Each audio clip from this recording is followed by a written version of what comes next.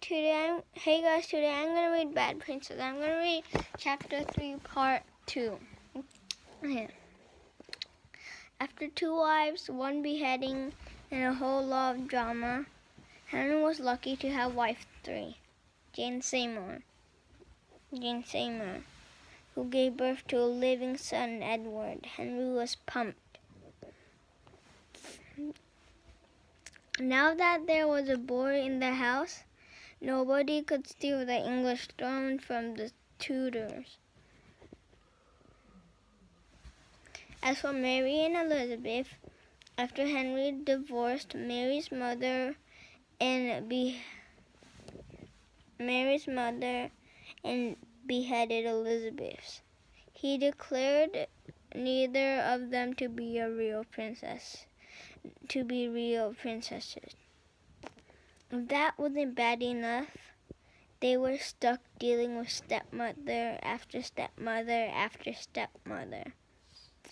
Some of the princesses' stepmothers were great. Wife number 3, Jane Seymour, healed the rifts between Henry and his daughters.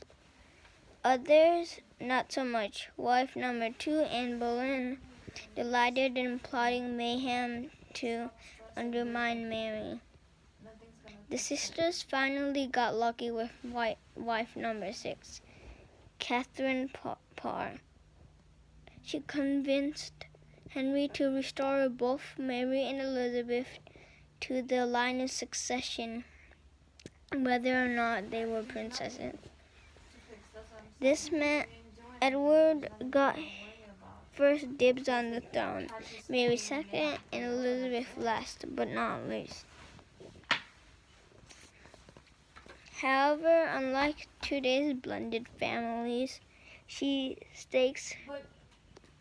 stakes were much higher for Mary and Elizabeth. One false step and they'd be locked up, or worse, beheaded. If that wasn't enough, some said Mary and Elizabeth shouldn't rule England, in spite Henry's decisions about the line of succession. This made the sisters feel as secure as an unlocked bank vault. When princes feel powerless, they're forced to scheme to survive. And that's exactly what happened with Mary and Elizabeth Tudor. Though both women eventually became Queen of England, they never forgot how it felt to dance in and out of Daddy's favor during his 6 marriages. Mary versus Elizabeth, the war of a lifetime. In some ways, the saga of Henry VIII and his princesses reveals the dark side of kingly entitlement. I'm tired of your queen, get a new one. In time, Henry's actions would affect all of Europe. Though at first it seemed he'd successfully preserved England for the Tudor dynasty. Upon Henry's death in 1547, Edward became king, but here's the deal. Edward hadn't married before he became deathly ill with what may have been tuberculosis, a bacterial disease that attacks the lungs. It seemed certain the throne would pass to his sister Mary, since no wife, no heirs. But that's not what happened. Before King Edward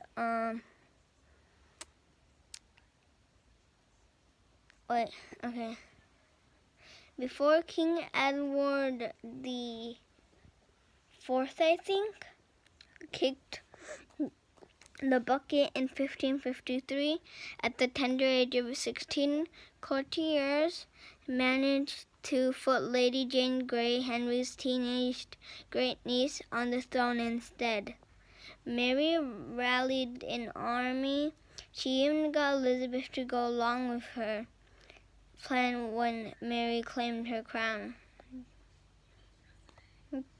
After a reign of only 9 days, Queen Jane was shoved off the throne by the new Queen Mary I. Later, Jane lost her head for treason. Now paranoid, who can blame her? Mary hunkered down to consolidate her power. She imprisoned Elizabeth in the Tower of London. So much for sisterly affection.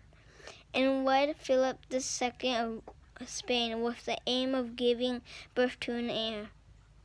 Finally, Parliament decided Philip should rule in Mary's stead if the Queen died in childbirth, and until their kid was old enough, pushing Elizabeth further from the throne.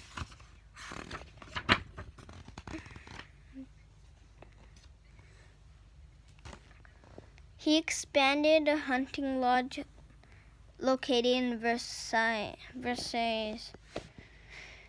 outside Paris, into the grandest, most glittery palace you could imagine.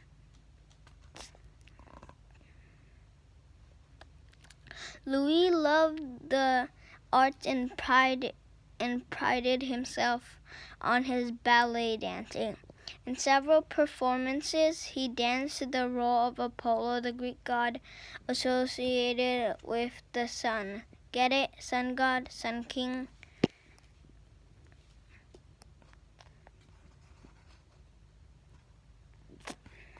Like the god Apollo, Louis viewed himself as a brilliant sun shining affection on the ladies of Versailles.